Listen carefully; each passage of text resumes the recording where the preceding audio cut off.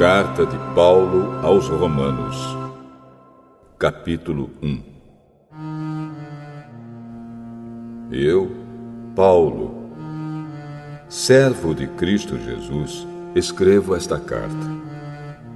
Deus me chamou e me separou para ser seu apóstolo, a fim de que eu anuncie a boa notícia do Evangelho de Deus. Há muito tempo essa boa notícia foi prometida por Deus, por meio dos seus profetas, e escrita nas Escrituras Sagradas. Ela fala a respeito do Filho de Deus, o nosso Senhor Jesus Cristo, o qual, como ser humano, foi descendente do rei Davi. E, quanto à sua santidade divina, a sua ressurreição provou, com grande poder, que ele é o Filho de Deus.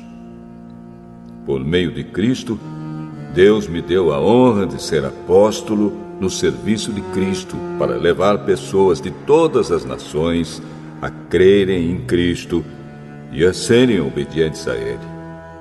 Entre essas pessoas estão vocês que moram em Roma, a quem Deus tem chamado para pertencerem a Jesus Cristo. Por isso, eu escrevo a todos vocês que estão em Roma, todos vocês a quem Deus ama e a quem tem chamado para serem o seu próprio povo.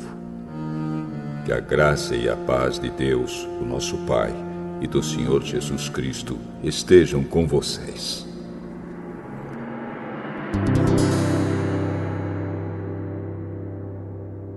Em primeiro lugar, por meio de Jesus Cristo, dou graças ao meu Deus por todos vocês, pois no mundo inteiro se ouve falar a respeito da fé que vocês têm.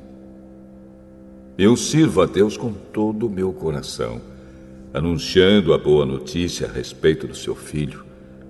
Deus é testemunha de que digo a verdade. Ele sabe que eu sempre lembro de vocês e oro por vocês. E peço a Deus que, se for da sua vontade, Ele faça com que agora eu possa ir visitá-los. Pois eu quero muito vê-los, a fim de repartir bênçãos espirituais com vocês para fortalecê-los, quer dizer, para que nos animemos uns aos outros por meio da fé que vocês e eu temos. Meus irmãos, quero que saibam que muitas vezes resolvi ir visitá-los, mas fui impedido até agora de fazer isso, pois eu gostaria que o meu trabalho produzisse resultados entre vocês também, como tem acontecido entre outros não-judeus. Pois é meu dever pregar a todos, tanto aos civilizados como aos não civilizados, tanto aos instruídos como aos sem instrução. É por isso que eu quero anunciar o Evangelho também a vocês que moram em Roma. Eu não me envergonho do Evangelho, pois ele é o poder de Deus para salvar todos os que creem, primeiro os judeus e também os não-judeus. Pois o Evangelho mostra como é que Deus nos aceita. É por meio da fé, do começo ao fim. Como dizem as Escrituras Sagradas, viverá aquele que, por meio da fé, é aceito por Deus.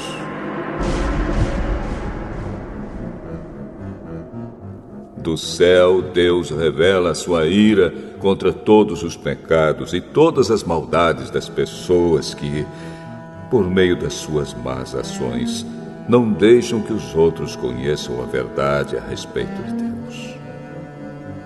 Deus castiga essas pessoas porque o que se pode conhecer a respeito de Deus está bem claro para elas, pois foi o próprio Deus que lhes mostrou isso. Desde que Deus criou o mundo, as suas qualidades invisíveis, isto é, o seu poder eterno e a sua natureza divina, têm sido vistas claramente. Os seres humanos podem ver tudo isso nas coisas que Deus tem feito e, portanto, Eles não têm desculpa nenhuma. Eles sabem quem Deus é, mas não lhe dão a glória que ele merece e não lhe são agradecidos. Pelo contrário, os seus pensamentos se tornaram tolos e a sua mente vazia está coberta de escuridão. Eles dizem que são sábios, mas são tolos. Em vez de adorarem ao Deus imortal, adoram ídolos que se parecem com seres humanos, ou com pássaros, ou com animais de 4 patas, ou com animais que se arrastam pelo chão.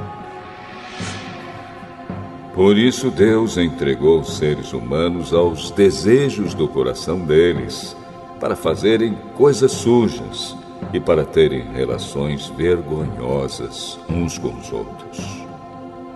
Eles trocam a verdade sobre Deus pela mentira e adoram e servem as coisas que Deus criou, em vez de adorarem e servirem o próprio Criador, que deve ser louvado para sempre.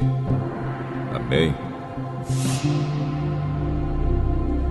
Por causa das coisas que essas pessoas fazem, Deus as entregou a paixões vergonhosas.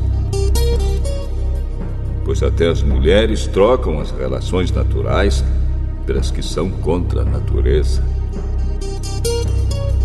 E também os homens deixam as relações naturais com as mulheres e se queimam de paixão uns pelos outros. Homens têm relações vergonhosas uns com os outros e por isso recebem em si mesmos o castigo que merecem por causa dos seus erros. E, como não querem saber do verdadeiro conhecimento a respeito de Deus, ele entregou os seres humanos aos seus maus pensamentos, de modo que eles fazem o que não devem. Estão cheios de todo tipo de perversidade, maldade, ganância, vícios, ciúmes, crimes de morte, brigas, mentiras e malícia. Caluniam e falam mal uns dos outros. Têm ódio de Deus e são atrevidos, orgulhosos e vaidosos. Inventam maneiras de fazer o mal. Desobedecem aos pais, são imorais, não cumprem a palavra, não têm amor por ninguém e não têm pena dos outros. Eles sabem que o mandamento de Deus diz que aqueles que fazem essas coisas merecem a morte. Mas mesmo assim continuam a fazê-las e, pior ainda, aprovam os que fazem as mesmas coisas que eles fazem.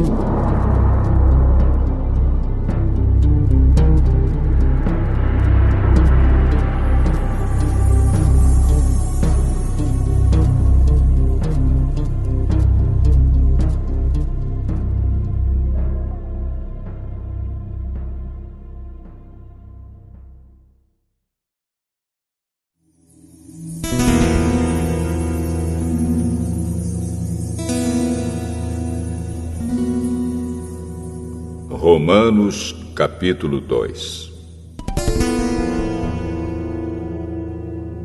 Meu amigo, não importa quem você seja, você não tem desculpa quando julga os outros. Pois, quando você julga os outros, mas faz as mesmas coisas que eles fazem, você está condenando a você mesmo. Nós sabemos que Deus é justo quando condena os que fazem essas coisas. Mas você, que faz as mesmas coisas que condena nos outros, será que você pensa que escapará do julgamento de Deus? Ou será que você despreza a grande bondade, a tolerância e a paciência de Deus? Você sabe muito bem que Ele é bom e que quer fazer com que você mude de vida.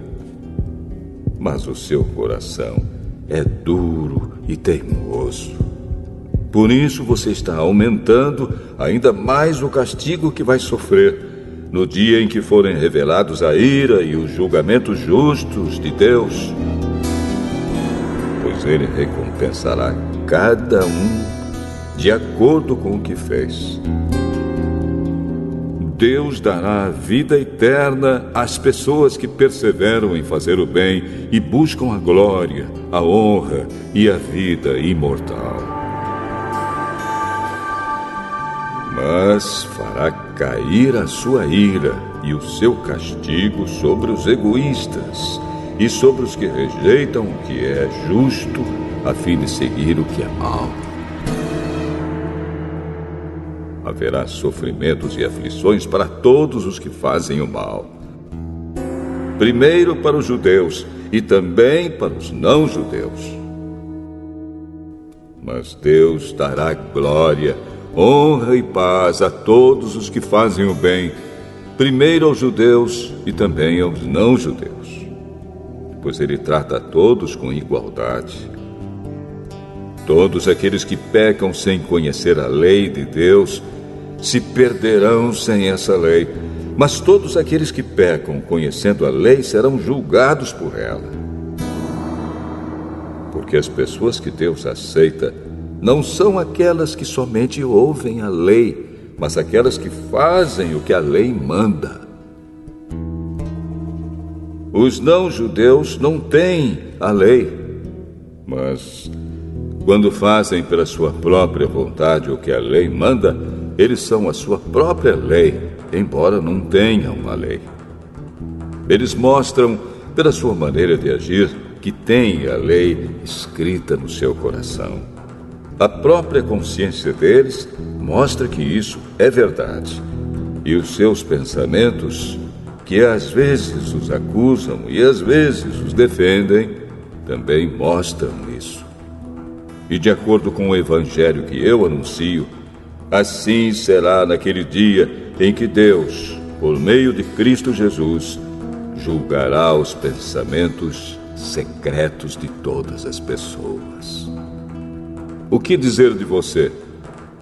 Você diz que é judeu, confia na lei e se orgulha do Deus que você adora. Você sabe o que Deus quer que você faça e aprende na lei a escolher o que é certo. Você tem a certeza de que é guia dos cegos, luz para os que estão na escuridão, orientador dos que não têm instrução e professor dos jovens. Você está certo de que encontra na lei a apresentação completa do conhecimento e da verdade. Você que ensina os outros, por que é que não ensina a você mesmo? Se afirma que não se deve roubar, por que é que você mesmo rouba? Se você diz que não se deve cometer adultério, por que é que você mesmo comete adultério? Você odeia os ídolos, mas rouba as coisas dos templos. Você se orgulha de ter a lei de Deus, mas você é uma vergonha para Deus porque desobedece à sua lei. Pois as Escrituras Sagradas dizem: os não-judeus falam mal de Deus por causa de vocês, os judeus. A circuncisão tem valor se você, que é judeu, obedecer à lei. Porém, se não obedecer, é como se você não tivesse sido circuncidado. E se um homem que não foi circuncidado obedecer aos mandamentos da lei, Deus o tratará como se ele fosse circuncidado. Assim vocês, judeus, serão condenados pelos não-judeus, pois vocês desobedecem à lei, apesar de terem essa lei escrita e de serem circuncidados, enquanto que os não-judeus obedecem à lei, embora não sejam circuncidados. Portanto, eu pergunto: quem é judeu de fato e circuncidado de verdade. É claro que não é aquele que é judeu somente por fora e circuncidado só no corpo. Pelo contrário, o verdadeiro judeu é aquele que é judeu por dentro, aquele que tem o coração circuncidado. E isso é uma coisa que o Espírito de Deus faz e que a lei escrita não pode fazer. E o louvor que essa pessoa recebe não vem de seres humanos, mas vem de Deus.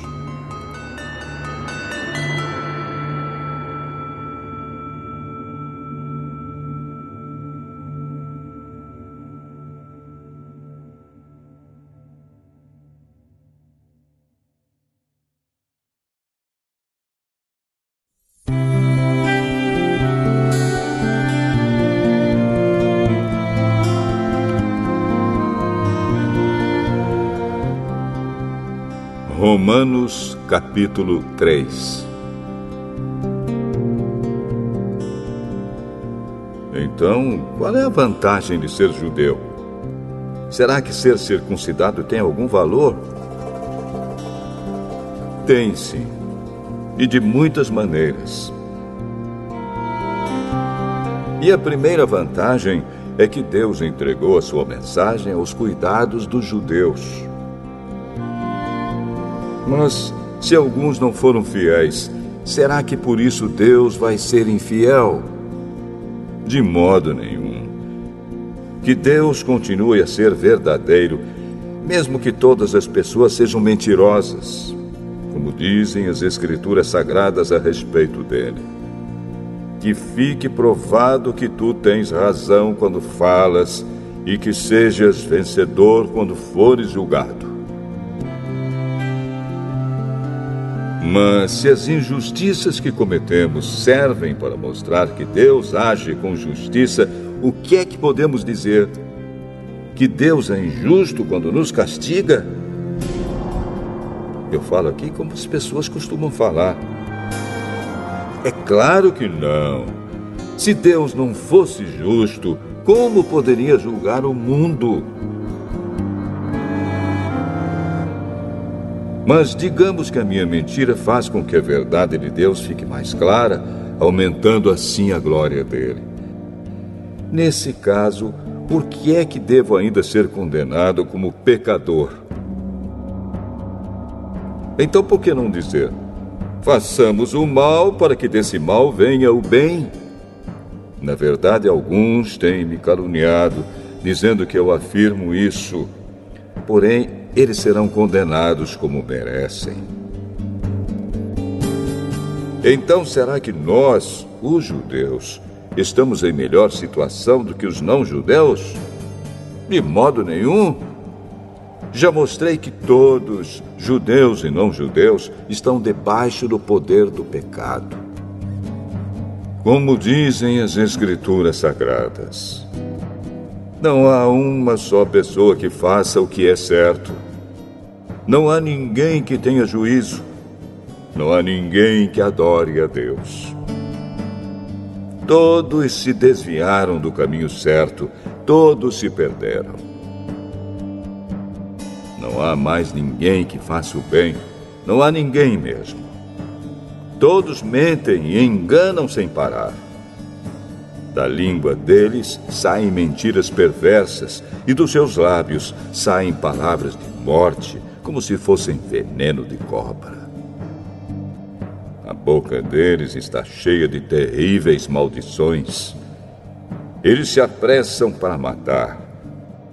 Por onde passam, deixam a destruição e a desgraça. Não conhecem o caminho da paz e não aprenderam a temer a Deus. Nós sabemos que tudo o que a lei diz é dito para os que vivem debaixo da lei. Isso a fim de que todos parem de se justificar e a fim de que todas as pessoas do mundo fiquem debaixo do julgamento de Deus.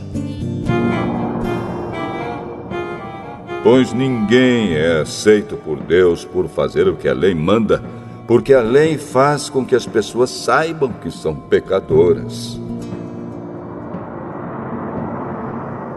Mas agora, Deus já mostrou que o meio pelo qual ele aceita as pessoas não tem nada a ver com a lei.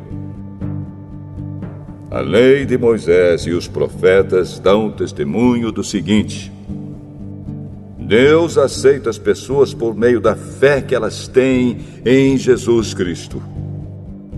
É assim que ele trata todos os que creem, pois não existe nenhuma diferença entre as pessoas. Todos pecaram e estão afastados da presença gloriosa de Deus. Mas, pela sua graça e sem exigir nada, Deus aceita todos por meio de Cristo Jesus, que os salva.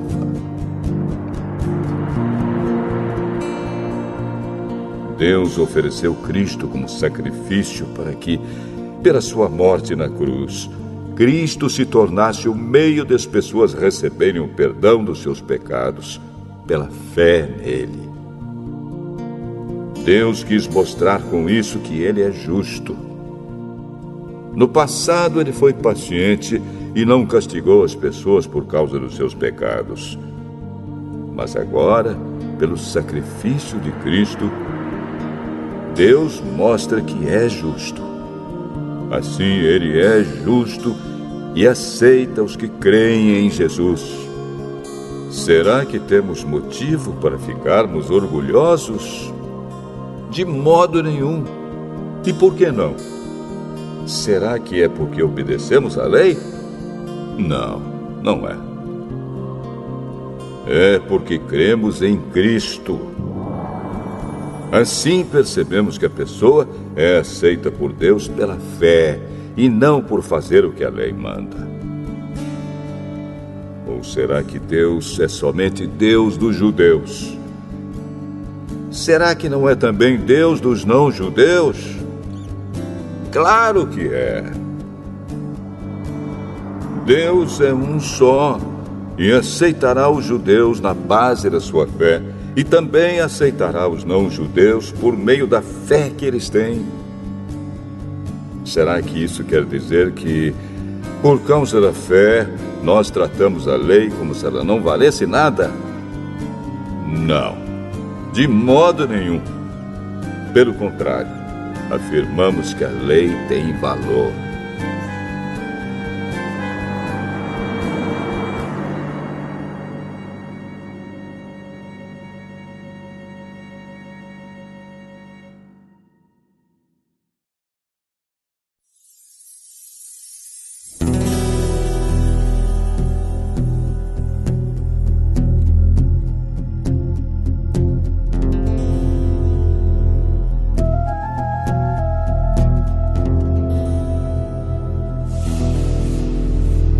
Romanos, capítulo 4.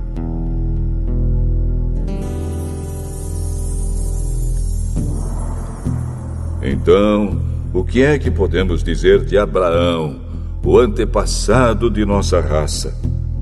O que foi que ele conseguiu?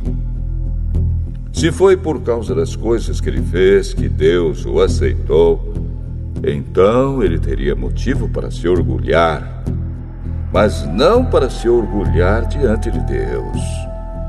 Pois o que é que as Escrituras Sagradas dizem? Elas dizem: Abraão creu em Deus e por isso Deus o aceitou. O salário que o trabalhador recebe não é um presente, mas é o pagamento a que ele tem direito por causa do trabalho que fez. Porém, a pessoa que não põe a sua esperança nas coisas que faz, mas simplesmente crê em Deus, é a fé dessa pessoa que faz com que ela seja aceita por Deus, o Deus que trata o culpado como se ele fosse inocente.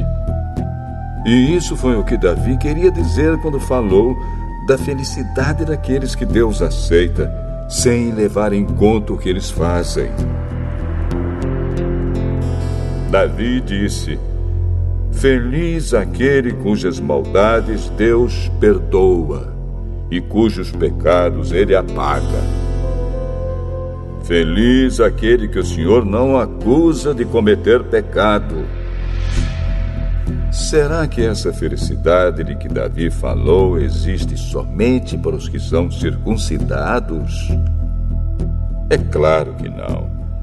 Ela existe também para os que não são circuncidados. Pois já citamos as Escrituras Sagradas que dizem: Abraão creu em Deus e por isso Deus o aceitou. Quando foi que isso aconteceu? Foi antes ou depois de Abraão ser circuncidado? Foi antes e não depois.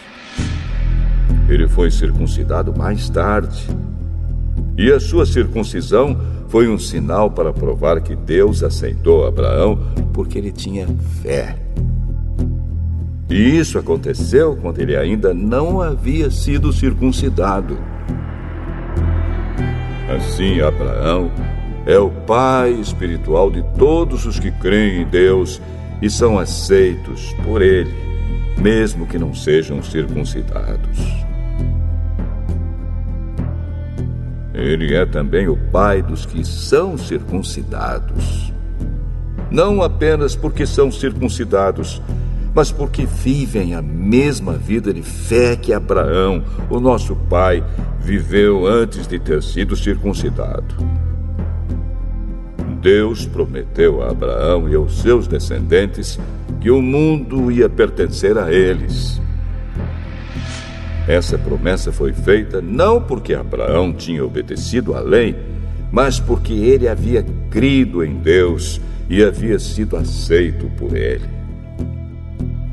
Pois, se aqueles que obedecem à lei vão receber o que Deus prometeu, então a fé é inútil e a promessa de Deus não tem valor. Pois a lei traz o castigo de Deus.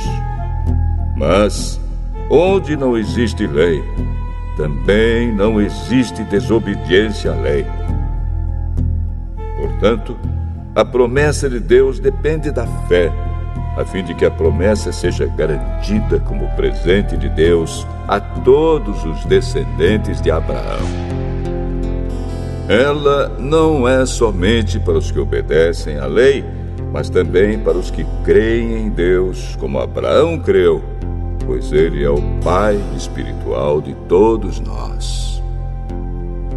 Como dizem as Escrituras Sagradas: Eu fiz de você o pai de muitas nações. Assim a promessa depende de Deus, em quem Abraão creu, o Deus que ressuscita os mortos e faz com que exista o que não existia. Abraão teve fé e esperança, mesmo quando não havia motivo para ter esperança, e por isso ele se tornou o pai de muitas nações. Como dizem as Escrituras, os seus descendentes serão muitos.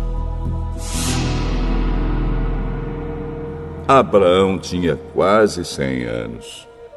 Mas, mesmo quando ele pensou a respeito do seu corpo, que já estava como morto, ou quando lembrou que Sara não podia ter filhos, a sua fé não enfraqueceu.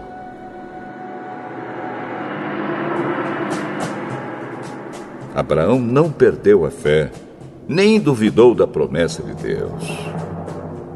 A sua fé o encheu de poder, e ele louvou a Deus porque tinha toda a certeza de que Deus podia fazer o que havia prometido. Por isso, Abraão, por meio da fé, foi aceito por Deus. As palavras "foi aceito" não falam somente dele. Falam também de nós, que seremos aceitos. Nós, os que cremos em Deus, o qual ressuscitou Jesus, o nosso Senhor. Jesus foi entregue para morrer por causa dos nossos pecados e foi ressuscitado, a fim de que nós fôssemos aceitos por Deus.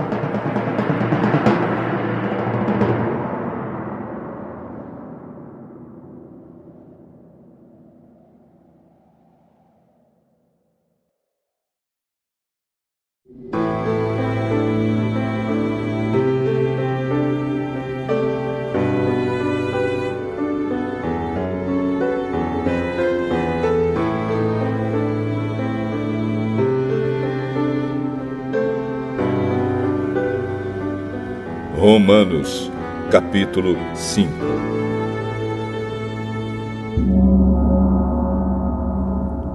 Agora que fomos aceitos por Deus pela nossa fé nele, temos paz com Ele por meio do nosso Senhor Jesus Cristo.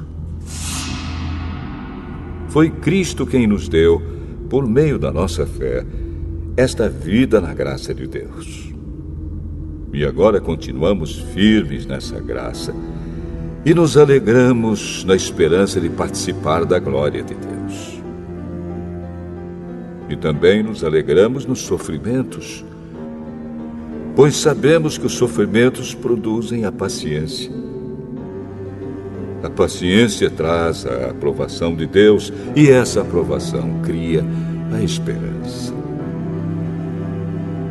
Essa esperança não nos deixa decepcionados, pois Deus derramou seu amor no nosso coração por meio do Espírito Santo que Ele nos deu.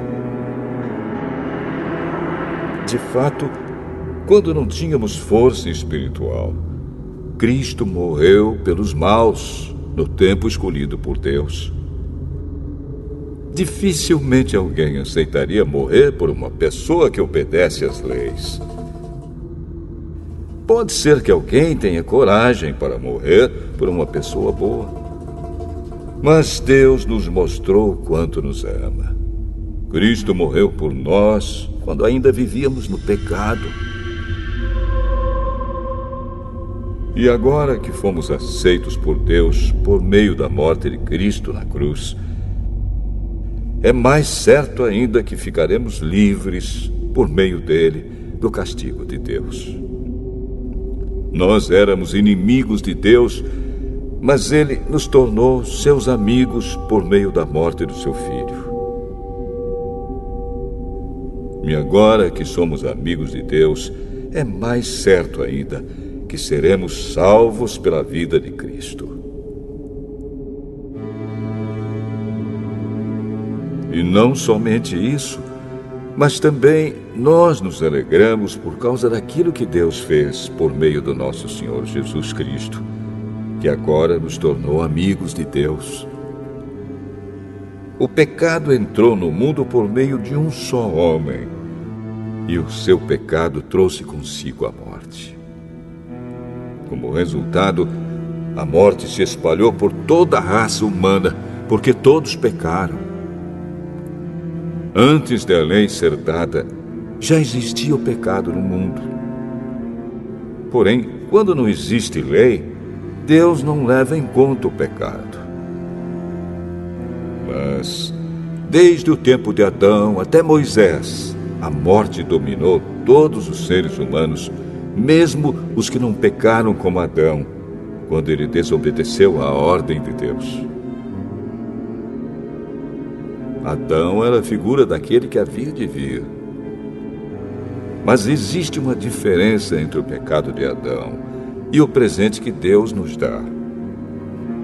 De fato, muitos morreram por causa do pecado de um só homem, mas a graça de Deus é muito maior. E Ele dá a salvação gratuitamente a muitos, por meio da graça de um só homem, que é Jesus Cristo. E existe uma diferença entre aquilo que Deus dá e o pecado de um só homem. Porque, no caso do pecado, a condenação veio por causa de um só pecado. Porém, no caso da salvação, Deus perdoa os que têm cometido muitos pecados, embora não mereçam esse perdão. É verdade que, por causa de um só homem e por meio do seu pecado, a morte começou a dominar a raça humana. Mas o resultado do que foi feito por um só homem, Jesus Cristo, é muito maior. E todos aqueles que Deus aceita e que recebem como presente a sua imensa graça, reinarão na nova vida por meio de Cristo. Portanto, assim como um só pecado condenou todos os seres humanos, assim também um só ato de salvação liberta todos e lhes dá a vida.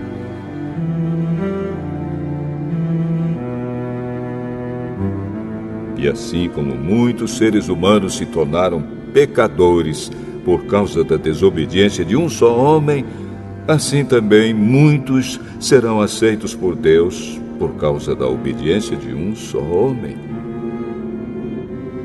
A lei veio para aumentar o mal, mas onde aumentou o pecado, a graça de Deus aumentou muito mais ainda.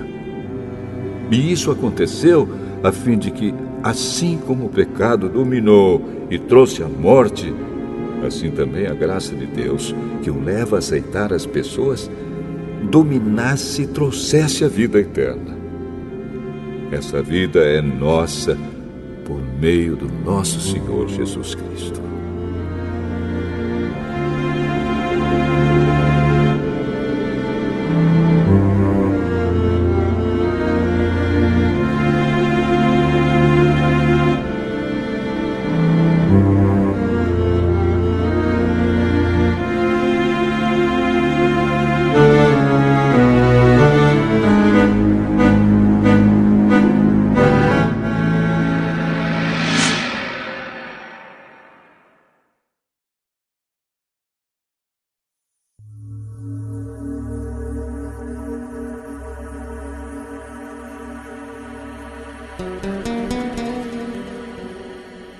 Romanos capítulo 6.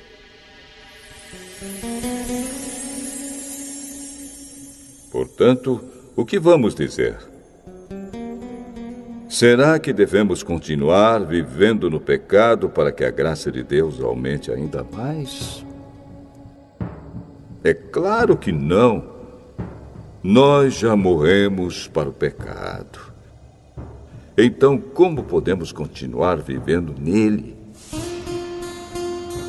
Com certeza vocês sabem que, quando fomos batizados para ficarmos unidos com Cristo Jesus, fomos batizados para ficarmos unidos também com a sua morte. Assim, quando fomos batizados, fomos sepultados com ele por termos morrido junto com ele. E isso para que, assim como Cristo foi ressuscitado pelo poder glorioso do Pai, assim também nós vivamos uma vida nova. Pois, se fomos unidos com ele por uma morte igual à dele, assim também seremos unidos com ele por uma ressurreição igual à dele. Pois sabemos que a nossa velha natureza pecadora já foi morta com Cristo na cruz, a fim de que o nosso eu pecador fosse morto, e assim não sejamos mais escravos do pecado. Pois quem morre fica livre do poder do pecado. Se já morremos com Cristo, cremos que também viveremos com Ele. Sabemos que Cristo foi ressuscitado e nunca mais morrerá, pois a morte não tem mais poder sobre ele. A sua morte foi uma morte para o pecado e valeu de uma vez por todas. E a vida que ele vive agora é uma vida para Deus. Assim também vocês devem se considerar mortos para o pecado, mas, por estarem unidos com Cristo Jesus, devem se considerar vivos para Deus. Portanto, não deixem que o pecado domine o corpo mortal de vocês e faça com que vocês obedeçam aos desejos pecaminosos da natureza humana. E também não entreguem nenhuma parte do corpo de vocês ao pecado, para que ele a use a fim de fazer o que é mal.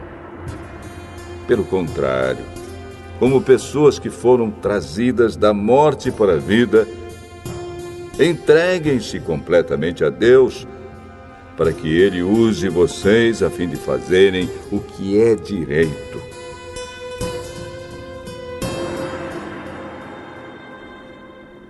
O pecado não dominará vocês, pois vocês não são mais controlados pela lei, mas pela graça de Deus. O que é que isso quer dizer? Vamos continuar pecando porque não somos mais controlados pela lei, mas pela graça de Deus? É claro que não. Pois vocês sabem muito bem que, quando se entregam a alguma pessoa para serem escravos dela, são de fato escravos dessa pessoa a quem vocês obedecem. Assim sendo, vocês podem obedecer ao pecado que produz a morte, ou podem obedecer a Deus e ser aceitos por Ele. Mas damos graças a Deus porque vocês, que antes eram escravos do pecado, agora já obedecem de todo o coração às verdades que estão nos ensinamentos que receberam. Vocês foram libertados do pecado e se tornaram escravos de Deus para fazer o que é direito. Falo com palavras bem simples, porque vocês ainda são fracos. No passado, vocês se entregaram inteiramente como escravos da imoralidade e da maldade para servir o mal. Entreguem-se agora inteiramente como escravos daquilo que é direito, para viver uma vida dedicada a Deus. Quando eram escravos do pecado, vocês não faziam o que é direito. Porém, o que é que vocês receberam de bom quando faziam aquelas coisas de que agora têm vergonha? Pois o resultado de tudo aquilo é a morte. Mas agora vocês foram libertados do pecado e são escravos de Deus. Com isso, vocês ganham uma vida completamente dedicada a Ele. E o resultado é que vocês terão a vida eterna. Pois o salário do pecado é a morte, mas o presente gratuito de Deus é a vida eterna que temos em união com Cristo Jesus, o nosso Senhor.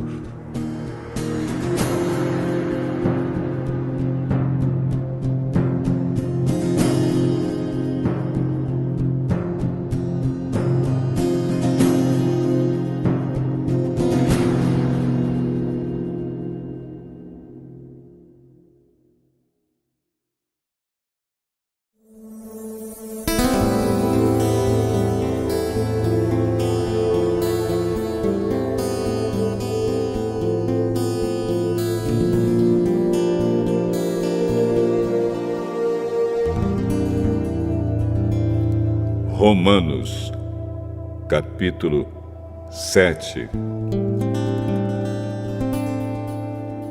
Meus irmãos, vocês todos podem compreender muito bem o que vou dizer. Vocês conhecem as leis e sabem que elas só têm poder sobre uma pessoa enquanto essa pessoa está viva. Por exemplo, a mulher casada está ligada pela lei ao marido enquanto ele estiver vivo. Mas, se ele morrer, ela estará livre da lei que a liga ao marido. De modo que, se ela viver com outro homem enquanto o marido estiver vivo, ela será chamada de adúltera. Mas, se o marido morrer, ela estará legalmente livre e não cometerá adultério se casar com outro homem. O mesmo acontece com vocês, meus irmãos. Do ponto de vista da lei, vocês também já morreram, pois são parte do corpo de Cristo. E agora pertencem a Ele, que foi ressuscitado para que nós possamos viver uma vida útil no serviço de Deus. Pois, quando vivíamos de acordo com a nossa natureza humana, os maus desejos despertados pela lei agiam em todo o nosso ser e nos levavam para a morte. Porém, agora estamos livres da lei porque já morremos para aquilo que nos mantinha prisioneiros. Por isso somos livres para servir a Deus, não da maneira antiga, obedecendo à lei escrita, mas da maneira nova, obedecendo ao Espírito de Deus. O que vamos dizer então? Que a própria lei é pecado? É claro que não. Mas foi a lei que me fez saber o que é pecado. Pois eu não saberia o que é a cobiça se a lei não tivesse dito: não cobice. Porém, o pecado se aproveitou dessa lei para despertar em mim todo tipo de cobiça. Porque, se não existe a lei, o pecado é uma coisa morta. Pois houve um tempo em que eu não conhecia a lei e estava vivo. Mas, quando fiquei conhecendo o mandamento, o pecado começou a viver e eu morri. E o próprio mandamento que me devia trazer a vida me trouxe a morte. Porque o pecado, aproveitando a oportunidade dada pelo mandamento, me enganou. E por meio do mandamento, me matou. Assim a lei vem de Deus. E o mandamento também vem de Deus. Diz o que é certo e é bom. Então será que o que é bom me levou à morte? É claro que não. Foi o pecado que fez isso.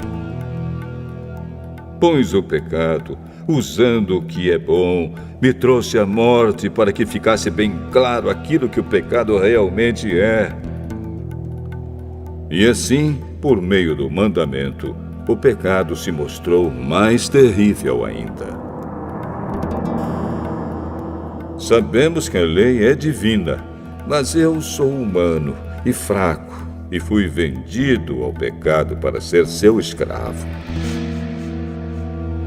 Eu não entendo o que faço, pois não faço o que gostaria de fazer. Pelo contrário, faço justamente aquilo que odeio. Se faço o que não quero, isso prova que reconheço que a lei diz o que é certo. E isso mostra que, de fato, já não sou eu quem faz isso, mas o pecado que vive em mim é que faz. Pois eu sei que aquilo que é bom não vive em mim, isto é, na minha natureza humana, porque, mesmo tendo dentro de mim a vontade de fazer o bem, eu não consigo fazê-lo. Pois não faço o bem que quero, mas justamente o mal que não quero fazer é que eu faço. Mas, se faço o que não quero, já não sou eu quem faz isso, mas o pecado que vive em mim é que faz. Assim eu sei que o que acontece comigo é isto. Quando quero fazer o que é bom, só consigo fazer o que é mal. Dentro de mim, eu sei que gosto da lei de Deus. Mas vejo uma lei diferente agindo naquilo que faço. Uma lei que luta contra aquela que a minha mente aprova. Ela me torna prisioneiro da lei do pecado que age no meu corpo. Como sou infeliz! Quem me livrará deste corpo que me leva para a morte? Que Deus seja louvado, pois Ele fará isso por meio do nosso Senhor Jesus Cristo. Portanto, esta é a minha situação. No meu pensamento, eu sirvo a lei de Deus, mas na prática, sirvo a lei do pecado.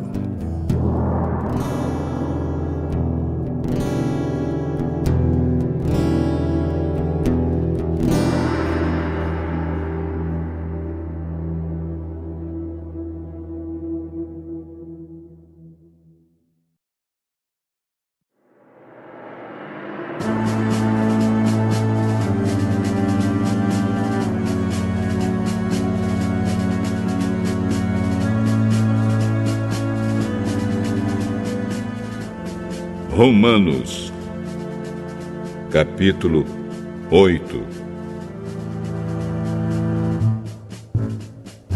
Agora, já não existe nenhuma condenação para as pessoas que estão unidas com Cristo Jesus. Pois a lei do Espírito de Deus, que nos trouxe vida por estarmos unidos com Cristo Jesus, livrou você da lei do pecado e da morte. Deus fez o que a lei não pôde fazer, porque a natureza humana era fraca. Deus condenou o pecado na natureza humana, enviando o seu próprio Filho, que veio na forma da nossa natureza pecaminosa, a fim de acabar com o pecado. Deus fez isso para que as ordens justas da lei pudessem ser completamente cumpridas por nós, que vivemos de acordo com o Espírito de Deus e não de acordo com a natureza humana. Porque as pessoas que vivem de acordo com a natureza humana têm a sua mente controlada por essa mesma natureza. Mas as que vivem de acordo com o Espírito de Deus têm a sua mente controlada pelo Espírito. As pessoas que têm a mente controlada pela natureza humana acabarão morrendo espiritualmente. Mas as que têm a mente controlada pelo Espírito de Deus terão a vida eterna e a paz.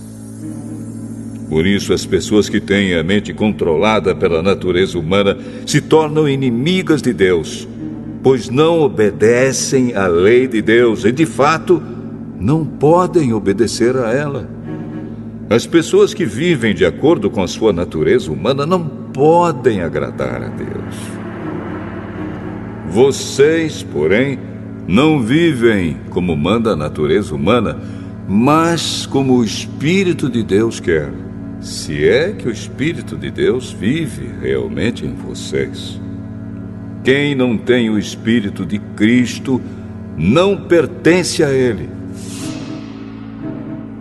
Mas, se Cristo vive em vocês, então, embora o corpo de vocês vá morrer por causa do pecado, o Espírito de Deus é vida para vocês, porque vocês foram aceitos por Deus. Se em vocês vive o Espírito daquele que ressuscitou Jesus, então aquele que ressuscitou Jesus Cristo dará também vida ao corpo mortal de vocês, por meio do seu Espírito, que vive em vocês. Portanto, meus irmãos, nós temos uma obrigação, que é a de não vivermos de acordo com a nossa natureza humana. Porque, se vocês viverem de acordo com a natureza humana, vocês morrerão espiritualmente. Mas, se pelo Espírito de Deus vocês matarem as suas ações pecaminosas, vocês viverão espiritualmente. Pois aqueles que são guiados pelo Espírito de Deus são filhos de Deus. Porque o Espírito que vocês receberam de Deus não torna vocês escravos e não faz com que tenham medo. Pelo contrário, o Espírito torna vocês filhos de Deus. E pelo poder do Espírito dizemos com fervor a Deus: Pai, meu Pai. O Espírito de Deus se une com o nosso espírito para afirmar que somos filhos de Deus. Nós somos seus filhos e por isso receberemos as bênçãos que Ele guarda para o seu povo e também receberemos com Cristo aquilo que Deus tem guardado para Ele. Porque se tomamos parte nos sofrimentos de Cristo, também tomaremos parte na sua glória. Eu penso que o que sofremos durante a nossa vida não pode ser comparado, de modo nenhum, com a glória que nos será revelada no futuro.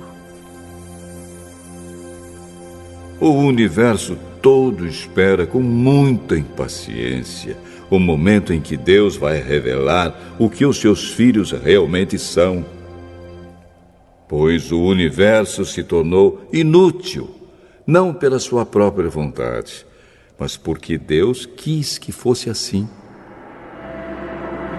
Porém, existe esta esperança. Um dia, o próprio universo ficará livre do poder destruidor que o mantém escravo e tomará parte na gloriosa liberdade dos filhos de Deus. Pois sabemos que até agora o universo todo geme e sofre como uma mulher que está em trabalho de parto. E não somente o universo, mas nós, que temos o Espírito Santo como o primeiro presente que recebemos de Deus, nós também gememos dentro de nós mesmos, enquanto esperamos que Deus faça com que sejamos seus filhos e nos liberte completamente. Pois foi por meio da esperança que fomos salvos. Mas, se já estamos vendo aquilo que esperamos, então isso não é mais uma esperança. Pois quem é que fica esperando por alguma coisa que está vendo?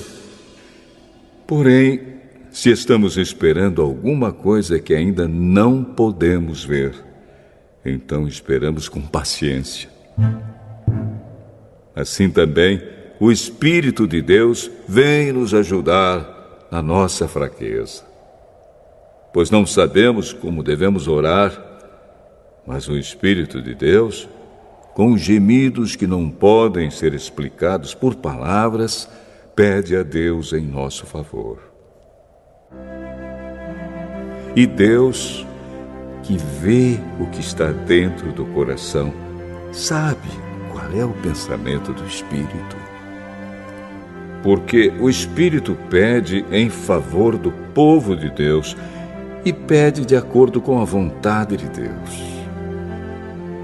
Pois sabemos que todas as coisas trabalham juntas para o bem daqueles que amam a Deus, daqueles a quem Ele chamou de acordo com o seu plano. Porque aqueles que já tinham sido escolhidos por Deus, Ele também separou a fim de se tornarem parecidos com seu Filho. Ele fez isso para que o Filho fosse o primeiro entre muitos irmãos. Assim Deus chamou os que havia separado. Não somente os chamou, mas também os aceitou. E não somente os aceitou, mas também repartiu a sua glória com eles. Diante de tudo isso, o que mais podemos dizer? Se Deus está do nosso lado, quem poderá nos vencer? Ninguém! Porque Ele nem mesmo deixou de entregar o próprio Filho, mas o ofereceu por todos nós. Se Ele nos deu o seu Filho, será que não nos dará também todas as coisas? Quem acusará aqueles que Deus escolheu? Ninguém! Porque o próprio Deus declara que eles não são culpados. Será que alguém poderá condená-los? Ninguém! Pois foi Cristo Jesus quem morreu, ou melhor, quem foi ressuscitado e está à direita de Deus. E Ele pede a Deus em favor de nós. Então, quem pode nos separar do amor de Cristo? Serão os sofrimentos, as dificuldades, a perseguição, a fome, a pobreza, o perigo ou a morte? Como dizem as Escrituras Sagradas, por causa de ti estamos em perigo de morte o dia inteiro. Somos tratados como ovelhas que vão para o matadouro. Em todas essas situações, temos a vitória completa por meio daquele que nos amou. Pois eu tenho a certeza de que nada pode nos separar do amor de Deus. Nem a morte, nem a vida, nem os anjos, nem outras autoridades ou poderes celestiais, nem o presente, nem o futuro, nem o mundo lá de cima, nem o mundo lá de baixo. Em todo o universo não há nada que possa nos separar do amor de Deus, que é nosso por meio de Cristo Jesus, o nosso Senhor.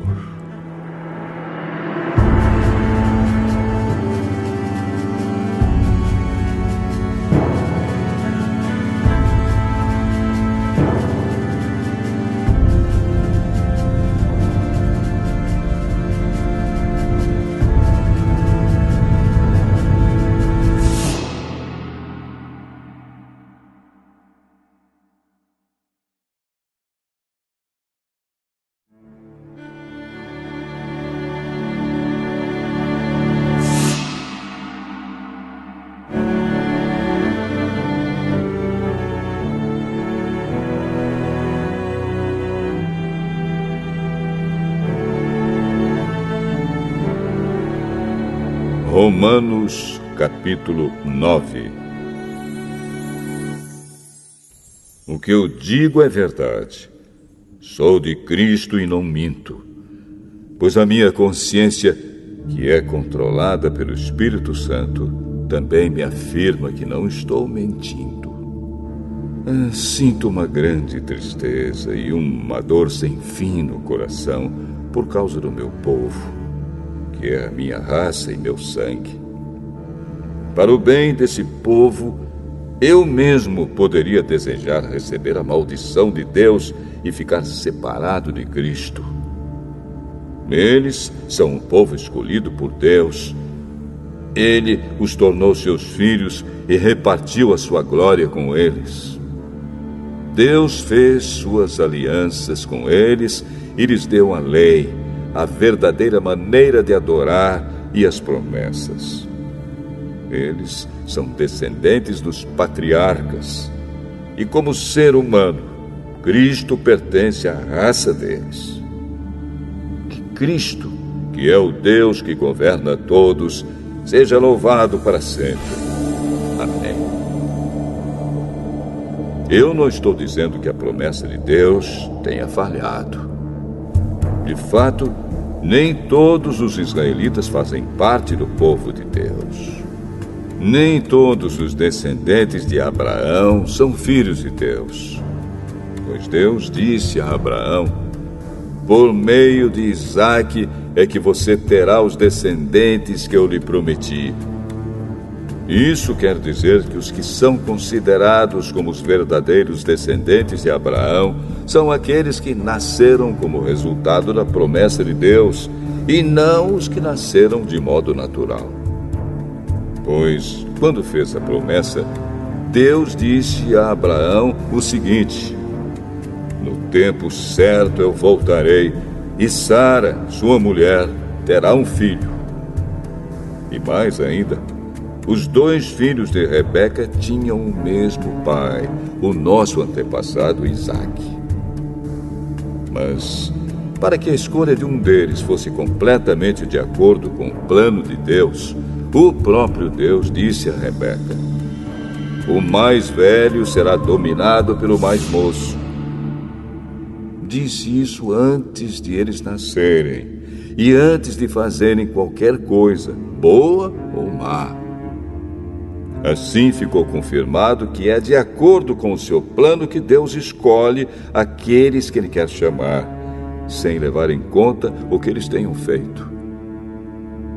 Como dizem as Escrituras Sagradas: eu escolhi Jacó, mas rejeitei Esaú. O que vamos dizer então?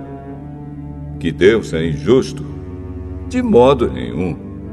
Pois Ele disse a Moisés: terei misericórdia de quem eu quiser, terei pena de quem eu desejar. Portanto, tudo isso depende não só do que as pessoas querem ou fazem, mas somente da misericórdia de Deus. Porque, como está escrito nas Escrituras Sagradas, Deus disse a Faraó: foi para isto mesmo que eu pus você como rei, para mostrar o meu poder e fazer com que o meu nome seja conhecido no mundo inteiro. Portanto, Deus tem misericórdia de quem Ele quer e endurece o coração de quem Ele quer. Algum de vocês vai me dizer: se é assim, como é que Deus pode encontrar culpa nas pessoas? Quem pode ir contra a vontade de Deus? Mas quem é você, meu amigo, para discutir com Deus? Será que um pote de barro pode perguntar a quem o fez: por que você me fez assim? Pois o homem que faz o pote tem o direito de usar o barro como quer. Do mesmo barro ele pode fazer 2 potes, um pote para uso especial e outro para uso comum. E foi isso que Deus fez. Ele quis mostrar a sua ira e tornar bem conhecido o seu poder. Assim suportou com muita paciência os que mereciam o castigo e que iam ser destruídos. Ele quis também mostrar como é grande a sua glória, que Ele derramou sobre nós, que somos aqueles de quem Ele teve pena e a quem Ele já havia preparado para receberem a sua glória. Pois nós somos aqueles que Deus chamou, não somente os que são judeus, mas também os não-judeus. Isso é o que Ele diz no livro de Oséias: aqueles que não eram meu povo eu chamarei de meu povo. A nação que eu não amava chamarei de minha amada. E no mesmo lugar onde foi dito: vocês não são o meu povo, ali eles serão chamados de os filhos do Deus vivo.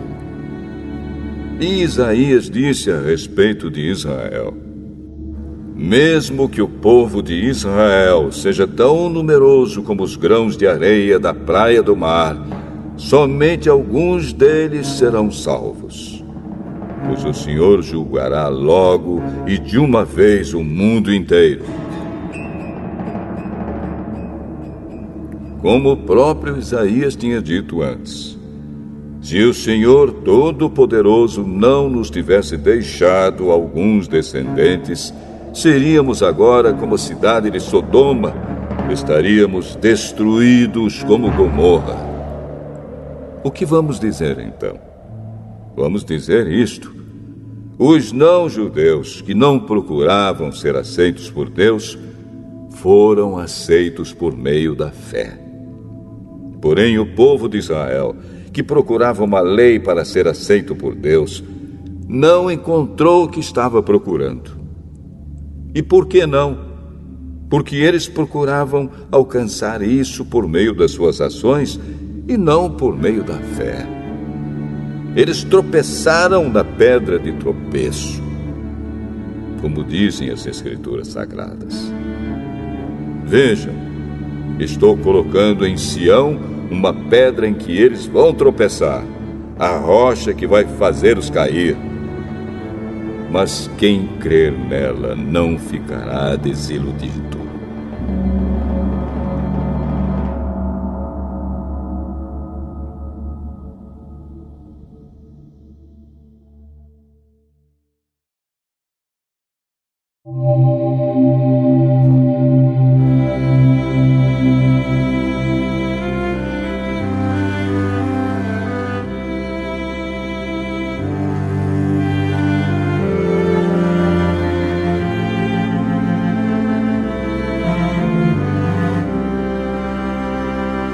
Romanos, capítulo 10.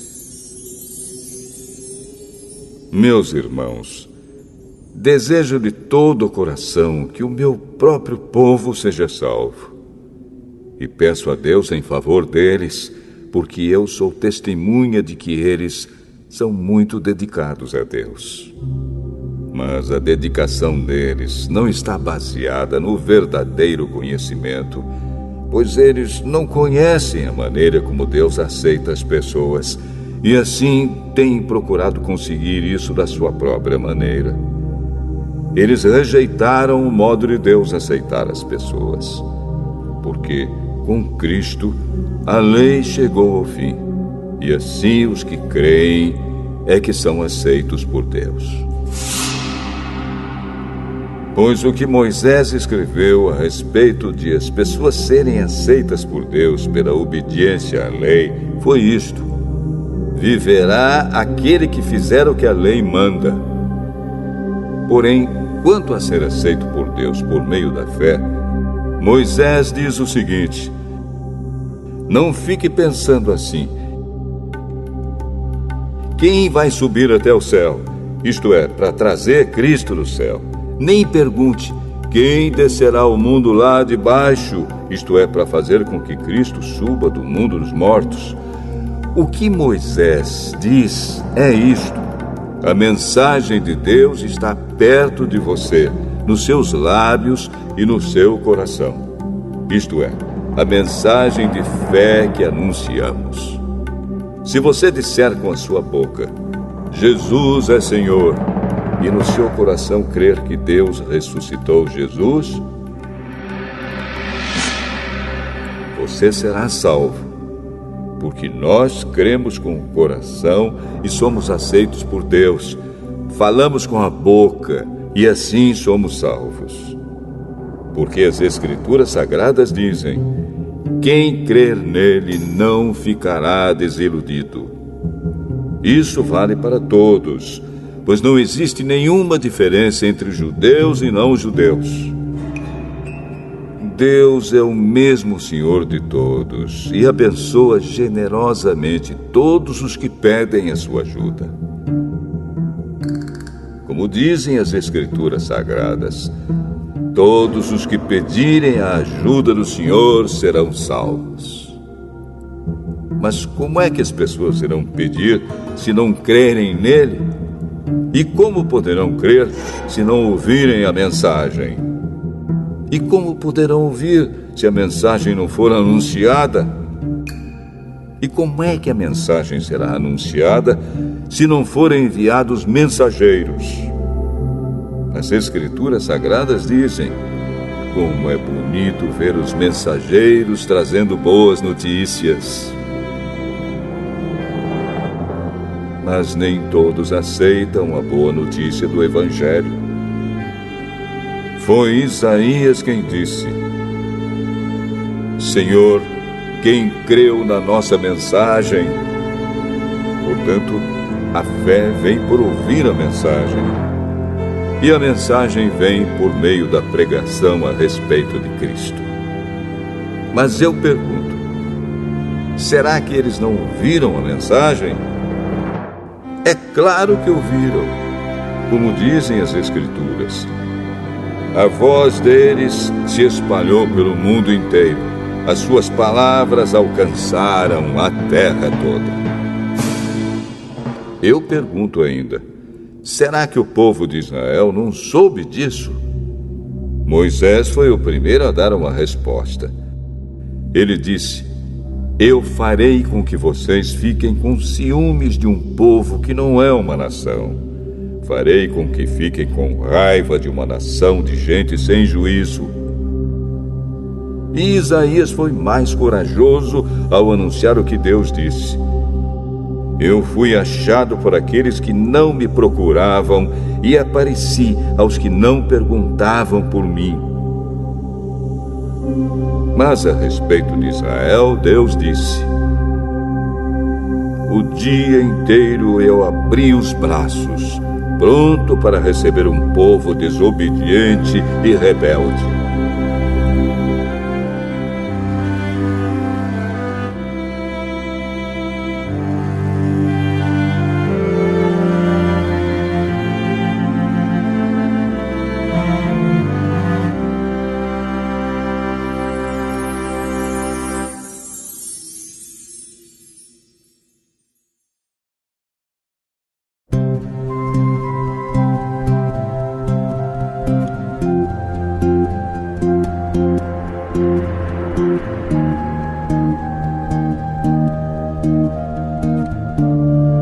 Romanos, capítulo 11. Então eu pergunto, será que Deus rejeitou o seu próprio povo? É claro que não. Eu mesmo sou israelita, descendente de Abraão e membro da tribo de Benjamim.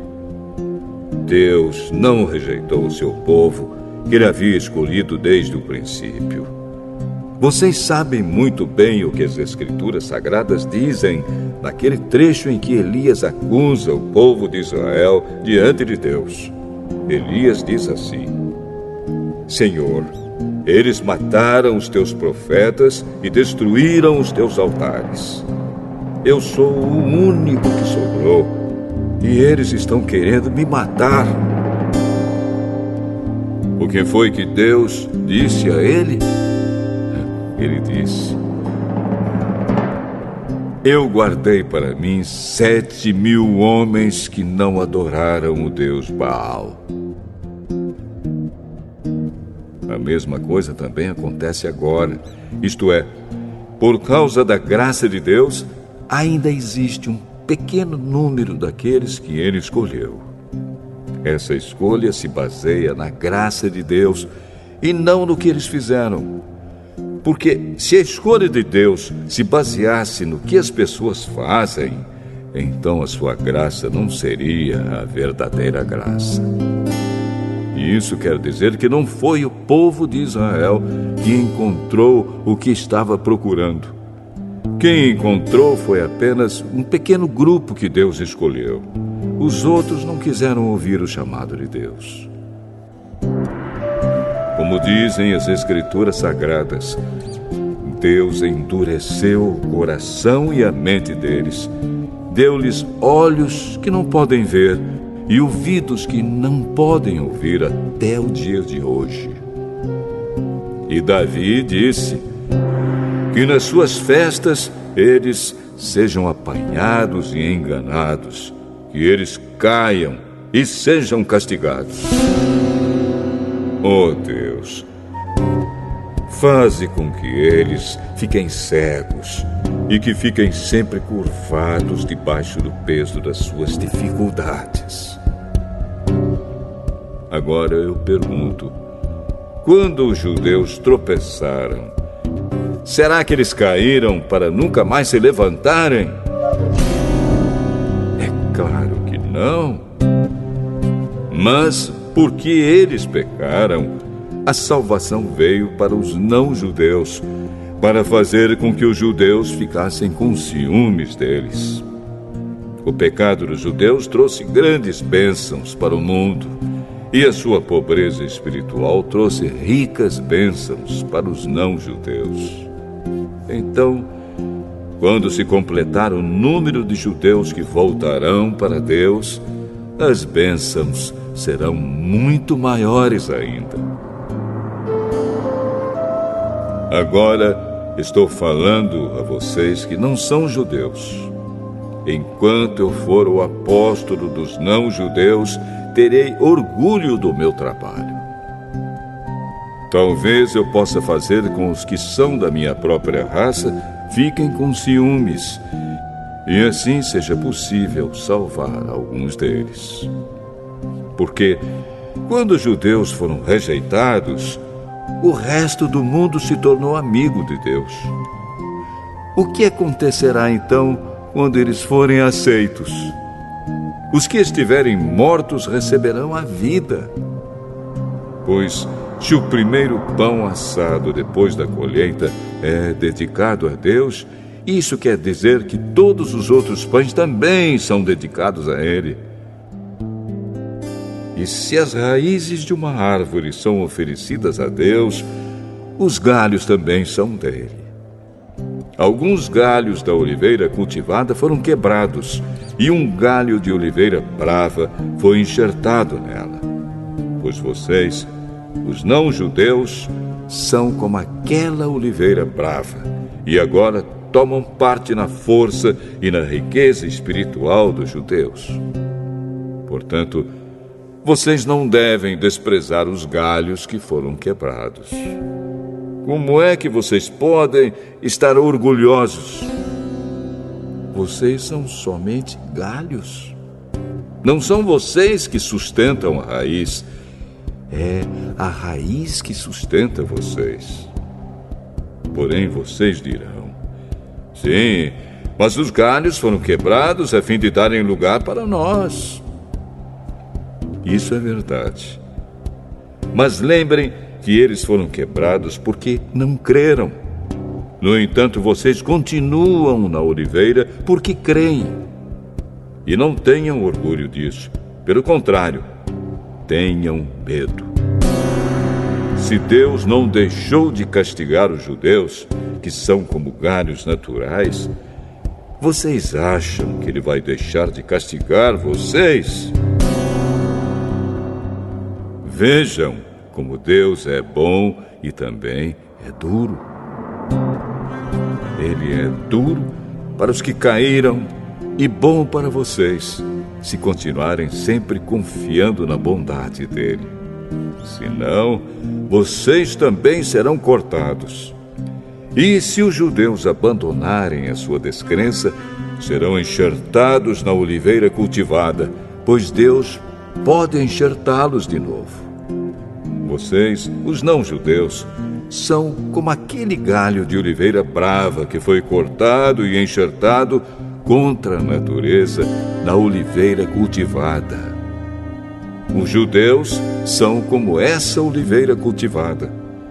Portanto, para Deus será muito mais fácil enxertar de novo na própria árvore deles esses galhos quebrados.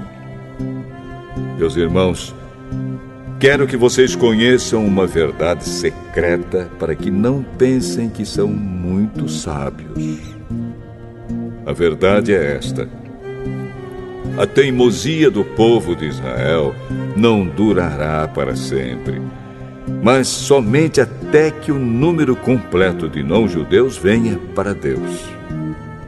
É assim que todo o povo de Israel será salvo.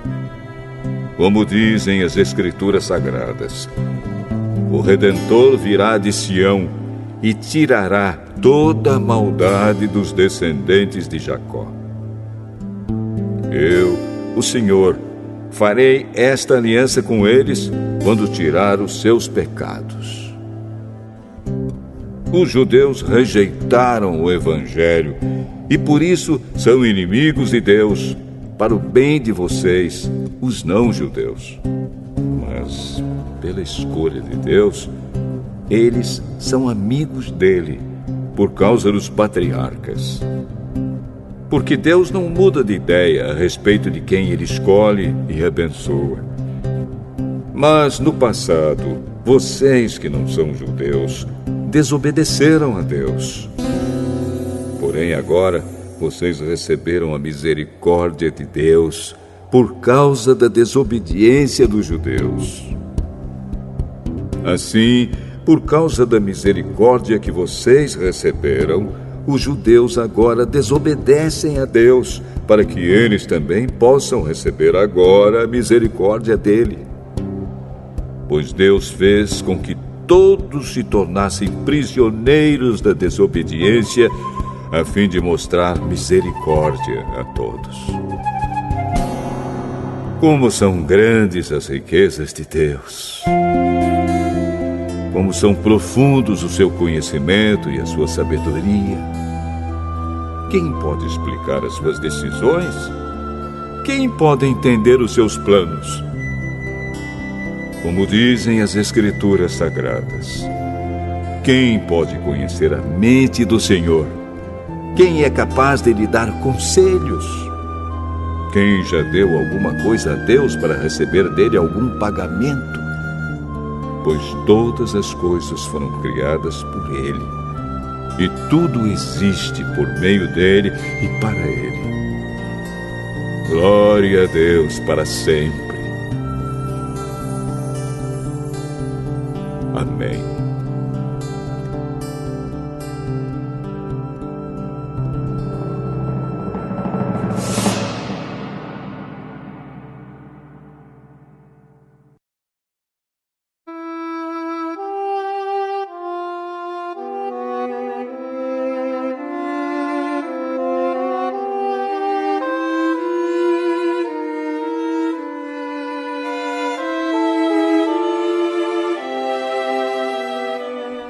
Romanos, capítulo 12. Portanto, meus irmãos, por causa da grande misericórdia divina, peço que vocês se ofereçam completamente a Deus como um sacrifício vivo, dedicado ao seu serviço e agradável a Ele. Esta é a verdadeira adoração que vocês devem oferecer a Deus. Não vivam como vivem as pessoas deste mundo, mas deixem que Deus os transforme por meio de uma completa mudança da mente de vocês. Assim vocês conhecerão a vontade de Deus, isto é, aquilo que é bom, perfeito e agradável a Ele.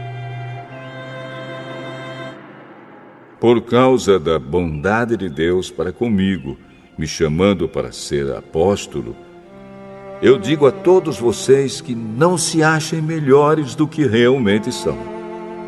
Pelo contrário, pensem com humildade a respeito de vocês mesmos, e cada um julgue a si mesmo conforme a fé que Deus lhe deu. Porque, assim como em um só corpo temos muitas partes, e todas elas têm funções diferentes, assim também nós, embora sejamos muitos, somos um só corpo por estarmos unidos com Cristo. E todos estamos unidos uns com os outros como partes diferentes de um só corpo. Portanto, usemos os nossos diferentes dons de acordo com a graça que Deus nos deu. Se o dom que recebemos é o de anunciar a mensagem de Deus, façamos isso de acordo com a fé que temos. Se é o dom de servir, então devemos servir. Se é o de ensinar, então ensinemos. Se é o dom de animar os outros, então animemos. Quem reparte com os outros o que tem, que faça isso com generosidade. Quem tem autoridade, que use a sua autoridade com todo cuidado. Quem ajuda os outros, que ajude com alegria. Que o amor de vocês não seja fingido. Odeiem o mal e sigam o que é bom. Amem uns aos outros com o amor de irmãos em Cristo e se esforcem para tratar uns aos outros com respeito. Trabalhem com entusiasmo e não sejam preguiçosos. Sirvam o Senhor com o coração cheio de fervor. Que a esperança que vocês têm os mantenha alegres. Aguentem com paciência os sofrimentos e orem sempre. Repartam com os irmãos necessitados o que vocês têm e recebam os estrangeiros nas suas casas. Peçam que Deus abençoe os que perseguem vocês. Sim, peçam que Ele abençoe e não que amaldiçoe. Alegrem-se com os que se alegram e chorem com os que choram. Tenham por todos o mesmo cuidado. Não sejam orgulhosos, mas aceitem serviços humildes. Que nenhum de vocês fique pensando que é sábio. Não paguem a ninguém o mal com o mal. Procurem agir de tal maneira que vocês recebam a aprovação dos outros. No que depender de vocês, façam todo o possível para viver em paz com todas as pessoas. Meus queridos irmãos, nunca se vinguem de ninguém.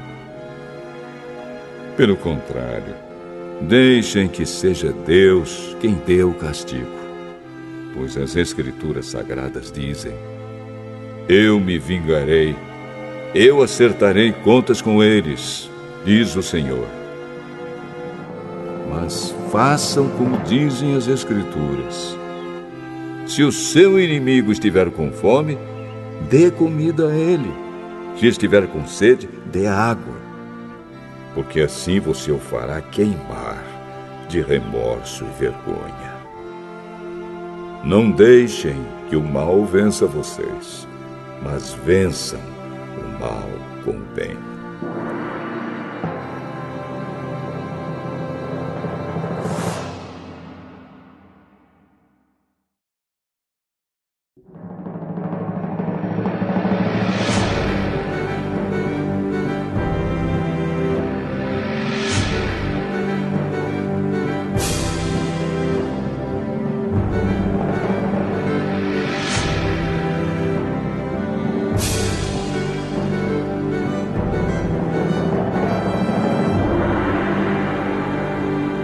Romanos, capítulo 13. Obedeçam às autoridades todos vocês, pois nenhuma autoridade existe sem a permissão de Deus, e as que existem foram colocadas nos seus lugares por Ele. Assim, quem se revolta contra as autoridades está se revoltando contra o que Deus ordenou, e os que agem desse modo serão condenados. Somente os que fazem o mal devem ter medo dos governantes, e não os que fazem o bem. Se você não quiser ter medo das autoridades, então faça o que é bom, e elas o elogiarão, porque as autoridades estão a serviço de Deus para o bem de você. Mas se você faz o mal, então tenha medo. Pois as autoridades, de fato, têm poder para castigar. Elas estão a serviço de Deus e trazem o castigo dele sobre os que fazem o mal. É por isso que você deve obedecer às autoridades. Não somente por causa do castigo de Deus, mas também porque a sua consciência manda que você faça isso. É por isso também que vocês pagam impostos, pois quando as autoridades cumprem os seus deveres, elas estão a serviço de Deus. Portanto, paguem ao governo o que é devido. Paguem todos os seus impostos e respeitem e honrem todas as autoridades. Não fiquem devendo nada a ninguém. A única dívida que vocês devem ter é a de amar uns aos outros. Quem ama os outros está obedecendo à lei. Os seguintes mandamentos: não cometa adultério, não mate, não roube, não cobice. Esses e ainda outros mais são resumidos num mandamento só. Ame os outros como você ama a você mesmo. Quem ama os outros não faz mal a eles. Portanto, amar é obedecer a toda a lei.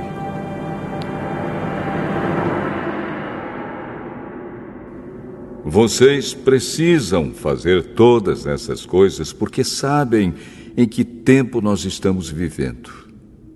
Chegou a hora de vocês acordarem, pois o momento de sermos salvos está mais perto agora do que quando começamos a crer.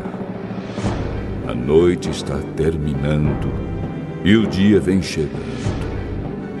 Por isso, paremos de fazer o que pertence à escuridão e peguemos as armas espirituais para lutar na luz. Vivamos decentemente, como pessoas que vivem na luz do dia. Nada de farras ou bebedeiras, nem imoralidade ou indecência, nem brigas ou ciúmes.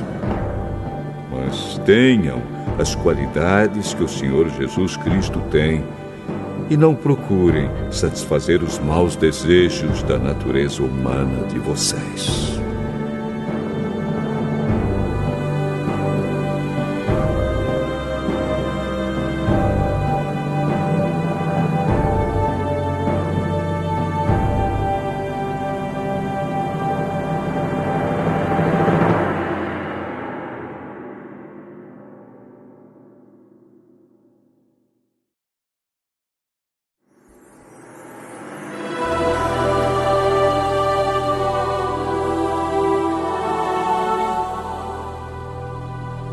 Romanos, capítulo 14.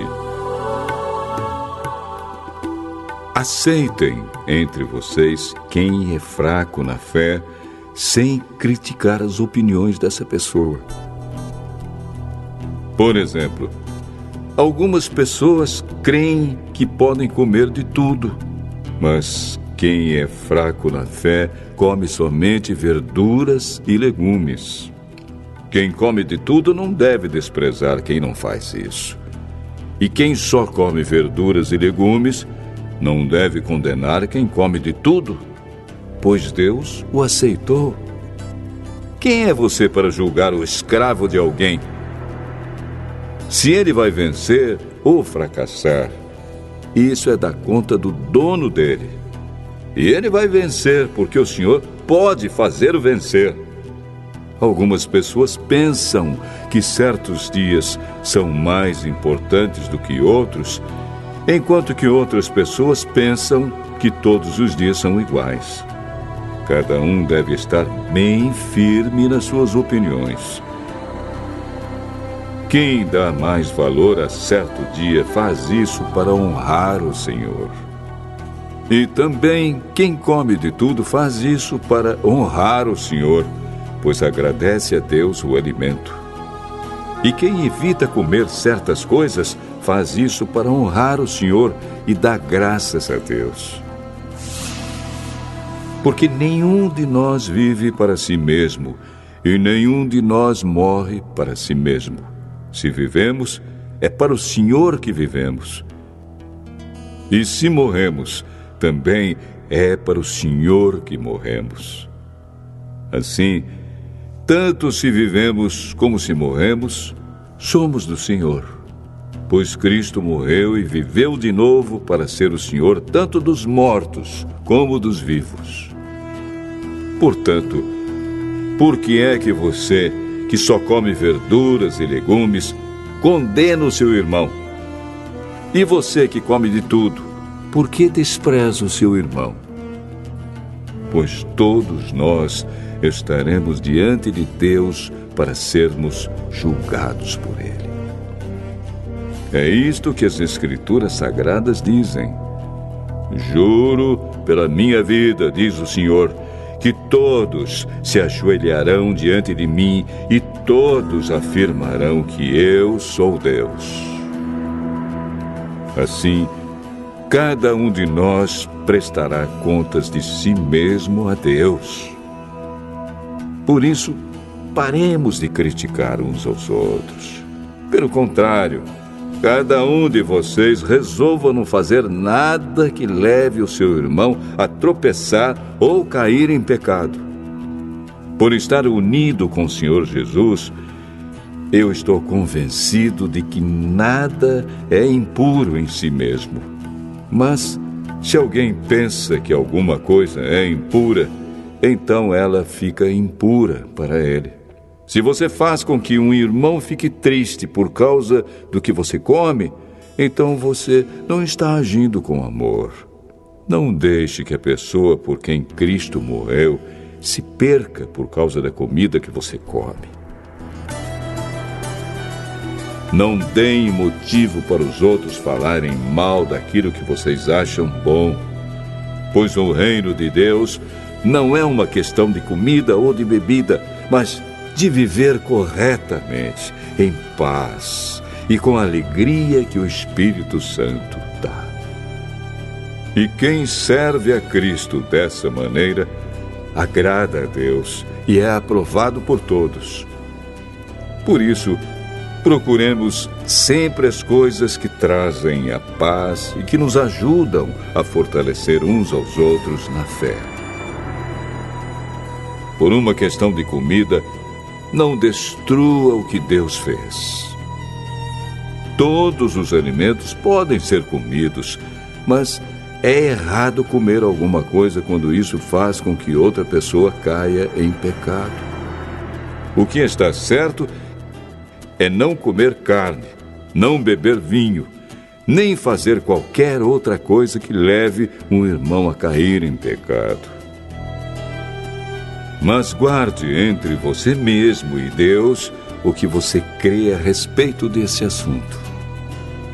Feliz a pessoa que não é condenada pela consciência quando faz o que acha que deve fazer. Mas quem tem dúvidas a respeito do que come é condenado por Deus quando come, pois aquilo que ele faz não se baseia na fé. E o que não se baseia na fé é pecado.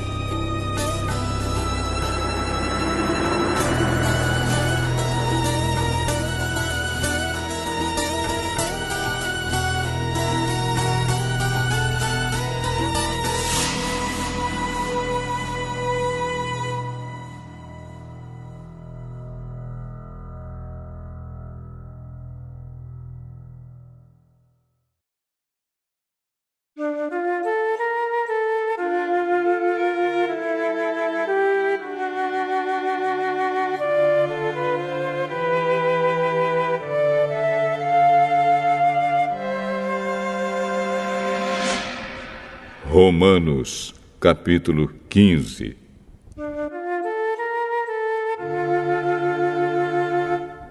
Nós que somos fortes na fé, devemos ajudar os fracos a carregarem as suas cargas e não devemos agradar a nós mesmos.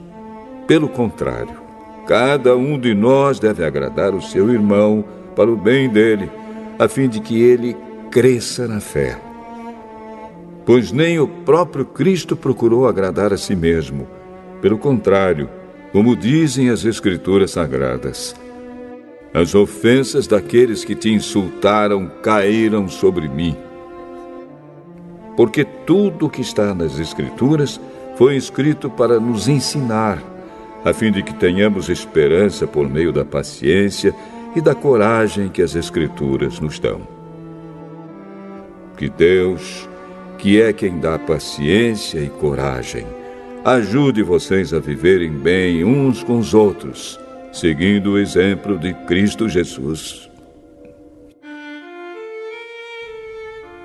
E isso para que vocês, todos juntos, como se fossem uma só pessoa, louvem ao Deus e Pai do nosso Senhor Jesus Cristo.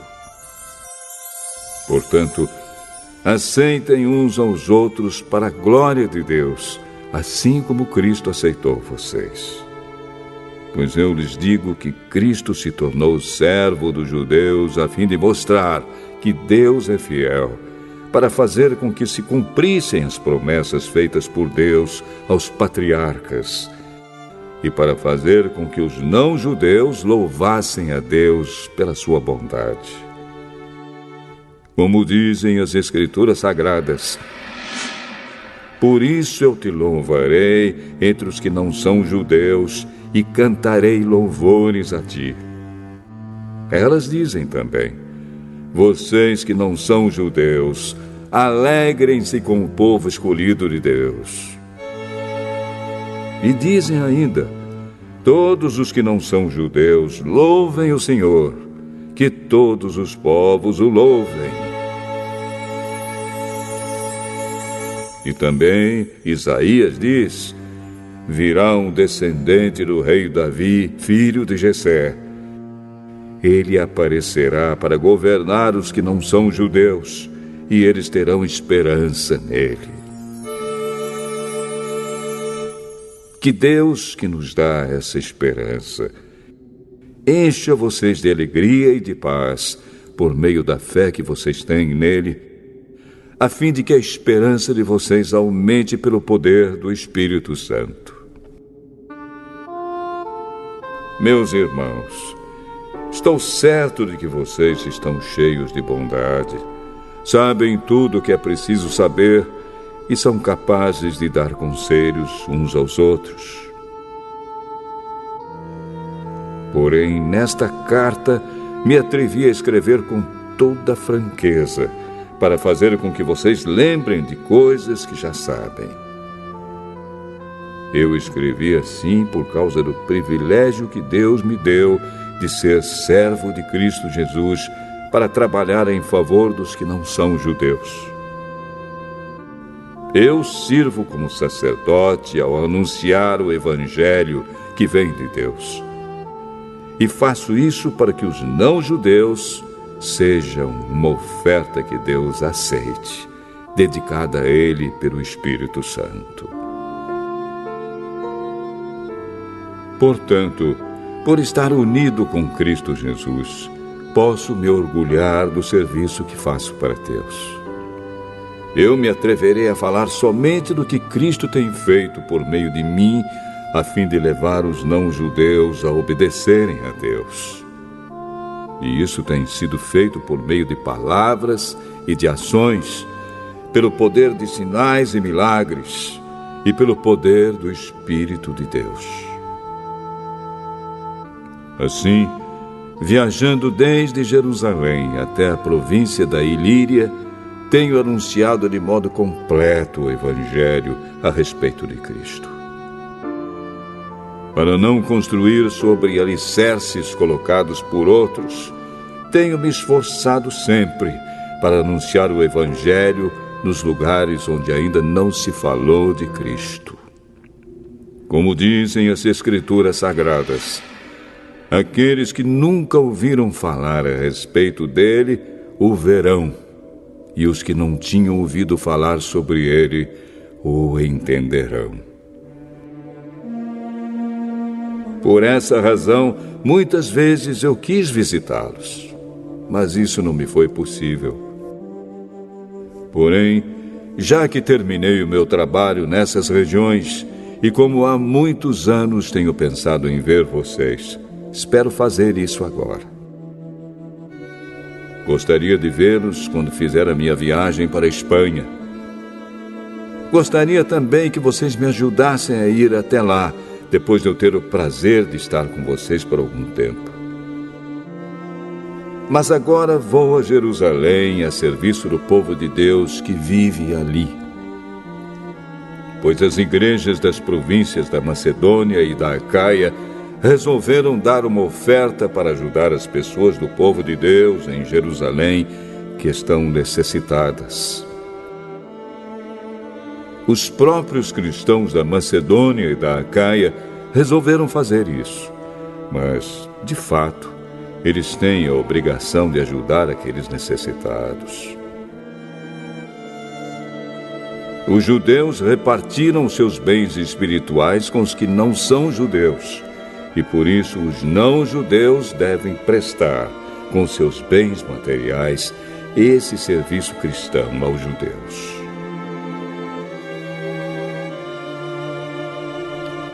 Depois que eu terminar esse trabalho e que entregar toda a oferta que foi recolhida para eles, viajarei para a Espanha e no caminho visitarei vocês. E sei que, quando for visitá-los, levarei comigo muitas bênçãos de Cristo. Eu peço, irmãos, pelo nosso Senhor Jesus Cristo e pelo amor que o Espírito dá, que me ajudem, orando com fervor por mim. Orem para que eu escape das pessoas da Judéia que não creem em Cristo e também para que a ajuda que eu vou levar a Jerusalém seja bem aceita pelo povo de Deus que vive ali. E assim, se Deus quiser, chegarei aí em Roma cheio de alegria e lhes farei uma visita que me dará um novo ânimo. E que Deus, a nossa fonte de paz, esteja com todos vocês. Amém.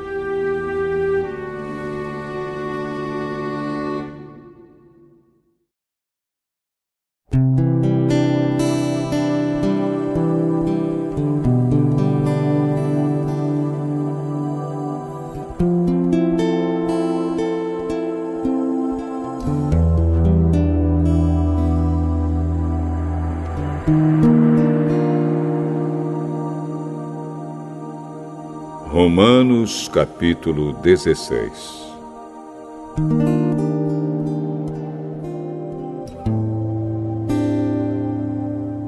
Eu recomendo a vocês a nossa irmã Febe, que é diaconisa da igreja de Cencreia. Recebam essa irmã em nome do Senhor, como deve fazer o povo de Deus. Deem a ela toda a ajuda que precisar, pois ela tem ajudado muita gente e a mim também. Mando saudações a Priscila e ao seu marido Áquila, meus companheiros no serviço de Cristo Jesus. Eles arriscaram a sua vida por mim. Sou muito agradecido a eles. E não somente eu, mas também todas as igrejas dos que não são judeus. Saudações também à igreja que se reúne na casa deles. Saudações ao meu querido amigo Epêneto, que foi o primeiro a crer em Cristo na província da Ásia. Saudações a Maria, que tem trabalhado muito por vocês. Saudações a Andrônico e à irmã Júnia, meus patrícios judeus, que estiveram comigo na prisão. Eles são apóstolos bem conhecidos e se tornaram cristãos antes de mim.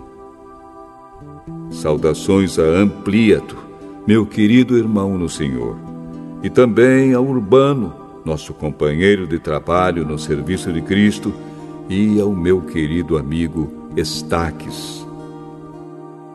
Saudações a Apeles, o irmão que tem dado muitas provas da sua fé em Cristo. Saudações ao pessoal da família de Aristóbulo. Saudações a Herodião, meu patrício judeu, e aos irmãos no Senhor da família de Narciso. Saudações a Trifena e a Trifosa, irmãs que trabalham no serviço do Senhor, e à minha querida amiga Pérside, que também tem trabalhado muito para o Senhor. Mando saudações a Rufo, trabalhador que tem se destacado no serviço do Senhor, e à mãe dele, que sempre me tratou como filho.